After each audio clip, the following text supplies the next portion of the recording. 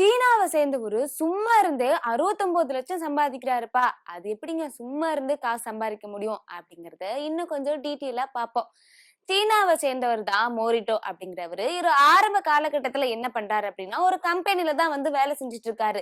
இருந்தாலும் உங்க பாஸ் வந்து என்ன சொல்றாரு அப்படின்னா, நீ வந்து ஒழுங்காவே வேலை செய்ய மாட்டேங்கிற. அதனால நீ இந்த கம்பெனில இருந்து வேலை செய்ய வேணாம் அப்படின்னு சொல்றாரு. அதனால அவருக்கு வேலையும் போயிருது. சரி வேலையும் போயிருச்சே என்ன பண்ணலாம் அப்படின்னு யோசிச்சுட்டு இருக்கும் போதுதான் அவருக்கு ஒரு ஐடியா வருது. தலைவன் என்ன பண்றாரு அப்படின்னா, சரி நம்ம சும்மா தானே இருக்கோம். நம்மளையே வந்து வாடகை கூட்டா என்ன அப்படின்னு அவருக்கு யோசனை வருது போல. அது மூலியமா அவர் என்ன பண்றாரு அப்படின்னா, தன்னைத்தானே வாடகைக்கு விட்டு 69 லட்சம் வந்து சம்பாதிக்கிறாரு.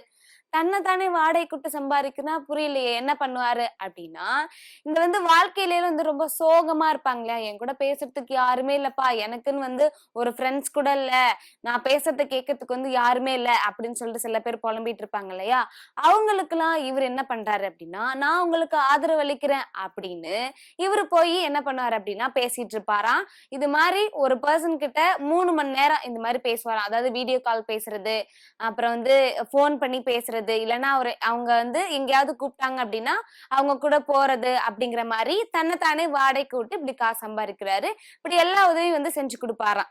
அது மட்டும் இல்லாம ஒரு ஆளுக்கு வந்து 3 மணி நேரம் தானா, அது மாதிரி ஒரு நாளைக்கு வந்து 100 பேர் அந்த மாதிரி வந்து போன் பண்ணிட்டே இருப்பாங்களாம் அவருக்கு.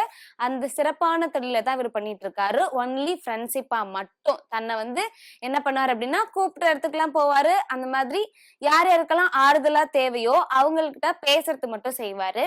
அது மட்டும் இல்லாம நான் முன்னாடியே சொன்னேன் இல்லையா, ஒரு ஆளுக்கு வந்து 3 மணி நேரம் தான் டைமு. அந்த 3 மணி நேரத்துக்கு வந்து இவரு எவ்வளவு வந்து பைசா வாங்குவாரு அப்படின்னா, 16,000 வந்து வாங்குவாராம். இதனால ஒரு நாளைக்கே வந்து 69 லட்சம் 70 லட்சம் வந்து சம்பாரிச்சிருவாராம். இதுவும் நல்லாதான் இருக்கு. நான் வேலைக்கு போய் கஷ்டப்பட்டு இது பண்றதோட இந்த தொழில் எனக்கு நல்லாதான் இருக்கு அப்படிங்கிற மாதிரியும் அவரு சொல்றாரு. நம்ம நாட்டுல எல்லாம் என்ன பண்ணுவாங்கன்னா, இதெல்லாம் தான் பிரச்சனையா பாப்பாங்க. ஃப்ரெண்டுனா எனக்கு மட்டும் தான் ஃப்ரெண்டா இருக்கணும். அது எப்படி நீ அவனுக்கும் ஃப்ரெண்டா இருக்க அப்படின்னு சொல்லிட்டு இதெல்லாம் ஒரு பொசசிவ்னஸா நம்ம நம்ம நாட்டுல வந்து இதெல்லாம் தான் ஒரு சண்டையா வரும். ஆனா அவங்க எல்லாம் என்ன பண்றாங்க அப்படின்னா, அதெல்லாம் வந்து ஒரு வேலையாவே வச்சிருக்காங்க.